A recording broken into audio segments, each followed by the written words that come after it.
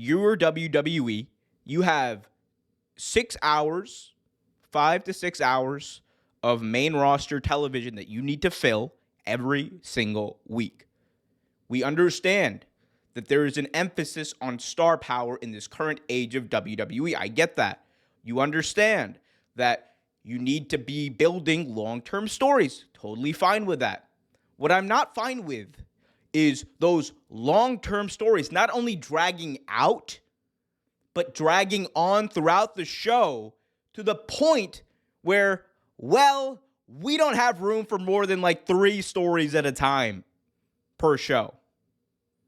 When you have, I've said it before, I'll say it again, one of the best rosters that WWE's ever had, when you have the best women's roster in professional wrestling as far as talent goes, you're telling me you can't find time for people like Blair Davenport? You're telling me you can't find time for people like Isla Dawn? You're telling me you can't find time?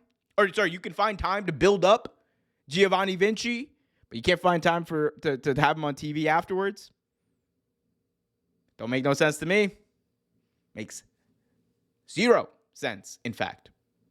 And it gets to big criticism I have Triple H. It's that I think he's gotten lost in the sauce. Like, this is just obvious. It's obvious to, in my view, anyone who is willing to think critically. I think that Triple H, it's one of those things where he has always been a logical booker because he understands the need to tell stories outside of the ring. I get that. And he's really good when he's really on it. He just has not been on it for a long time. Post-Mania 40, it has been his worst stint as a booker, period. I'm not talking about the gates, because I know a lot of people out there are like, but look at the gates, look at the record, look at the... Business is a different beast than storytelling. Because Triple H books for good moments. He will book for fantastic, over-the-top, amazing moments that make no sense in retrospect. But again, much like Drake, got to pacify the masses. Anyway. But storytelling, what I'm saying is storytelling is much different than telling or having great moments and making a shit ton of money off of that. You can make great moments. You have like the best IP in the history of professional wrestling. On a whim, you can call in The Rock, The Undertaker, Kurt Angle, all the intellectual property, all the big names. You can call them in. Of course, you're going to draw money. But you don't need storytelling to do that. And Triple H has been a horrible storyteller over the past couple of months. The Bloodline story under Solo Sikoa dragged out way too long. It didn't make sense. If you were a week-to-week viewer and you watch WWE, there's no way you can tell me that shit has made sense. You dragged out a feud between Liv Morgan and Rhea Ripley for nearly a fucking year. Nearly a fucking year. And it lost all of its heat well before Bad Blood in October. Yet, seemingly in the most anticlimactic way ever, right? It'd be one thing if they were building up to this big, massive moment. In one of the most anticlimactic ways at Raw on Netflix. All right, Rhea won, and we're moving on. No finality. No thread in the needle. None of that. None of it. Instead, you got Charlotte winning the Rumble. I'll let that play out. You have Solo Sikoa after being effectively taken out on Raw and Netflix. After being effectively taken out, you have Solo Sikoa returning to attack Cody Rhodes. And we're running back the same feud we did 6 months ago that nobody gave a single shit about going into SummerSlam. You can't tell me that anybody cared about Solo versus Cody. The only reason people cared was because everybody knew that this is when Roman was coming back. Everybody knew. We talked about it here. I talked about it on a lot of other channels. Everybody knew. Yet, hey, we're a global brand. We tell stories. Man, I respect the hell out of Paul Levesque, Triple H as a wrestler. I respect the hell out of everything he does. It's not easy being a booker, man. It's not easy being a booker.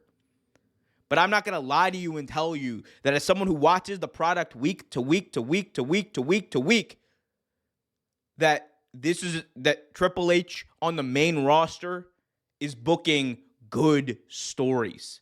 It's not just because week 3 eventually connects with week 7 and your stars are still on the show in between. That doesn't mean that it's good storytelling or it's logical storytelling. It'd be one thing, because I understand good is subjective.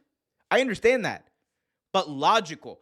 There's some logical loopholes, glaring so, that you don't expect out of Triple H. Because Triple H, once upon a time, was great at filling those logical holes. He was great at adding in these intricate moments, and now it's like a meme. Because you got Nakamura in the background. Is it leading to something big? Probably not. All the Finn and Liv stuff, yeah, they were building it up. And what was the payoff to that? Oh, yeah, Finn and Liv they don't got a story. It wasn't a big master plan. It was just like, yeah, we teamed up eventually, and it was a cool little thing. Are you serious? Built that up for months. And again, I could go on. We could talk about Nia Jax getting a world championship opportunity against Tiffany Stratton after she just wrestled the other champion on the other show and lost at the last pay-per-view, and also did not win the Rumble, has not earned a shot, did not have a win between the Rumble and when she got that opportunity. No, Riz giving it to her because, yeah. Come on, man. And I wouldn't be saying this if I wasn't really annoyed. As you guys can tell, I'm really annoyed right now. Because I'm watching Raw, I'm watching SmackDown. Some of the stuff I really love. Kevin Owens, Sami Zayn, that stuff is amazing. Drew McIntyre, one of the more compelling characters in WWE. He will not get as much of a spotlight on him as he deserves. But as a character, Drew is very well thought out and very good. But as a whole, WWE is, the main roster, I want to say, is not doing good as far as logical, common sense, like storytelling.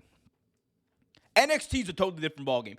NXT right now is hitting on all cylinders in a way that the main roster just fundamentally is not. It just is not, man. Got to change. It's up to Triple H. I think he can. I think he will. But again, it's what's the goal here? Is the goal to tell logical stories that engage the fans, or just big moments to pacify the fans? I mean, I think it's pretty clear, so far at least, that it's the latter.